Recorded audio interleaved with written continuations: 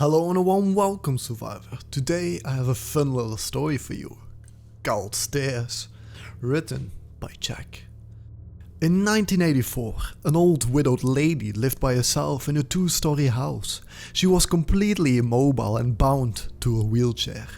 Ever since the mysterious death of her husband, she required the aid of a caretaker who would visit her daily to help her with everyday tasks.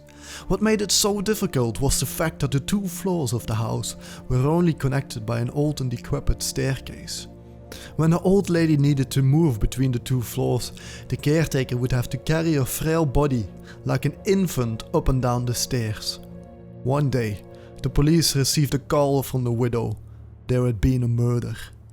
Since police units were scarce at the time, and the murderer had already fled the scene, only one detective was sent out to conduct the initial crime scene report. He arrived to see the caretaker's body splayed out on the floor with the vocal cords ripped out, leaving a pool of blood on the first level of the house.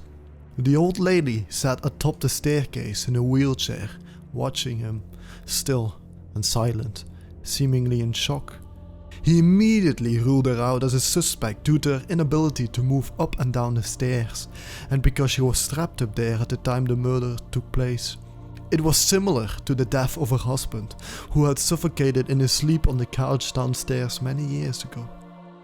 The detective put on his gloves, took photos, strapped for evidence, and covered the body until the coroner arrived later. All routine business. He scoped the entire first floor for any clues, then asked the old lady if he could look upstairs. She insisted that she was upstairs the whole time and no one apart from her had been up there that day. Regardless of this, the detective ascended the staircase, to which he slowly and hesitantly moved aside. Beyond the staircase, there was a narrow corridor with 3 closed doors along it. He checked behind each of the doors. The empty bedroom, nothing. The bathroom, nothing. He became anxious as he slowly made his way to the final bedroom where the old lady slept. He opened it and everything looked normal. A bed, a wardrobe, and a bedside table with a lamp.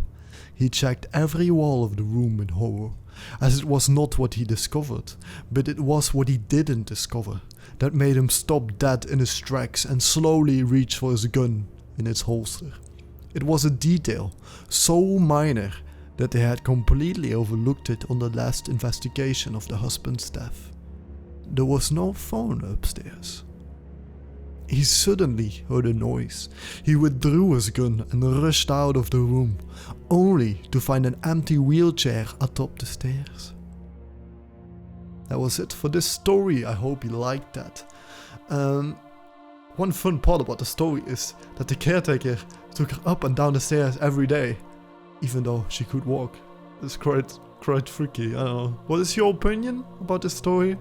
I'll thank you for watching and I'll see you in the next one.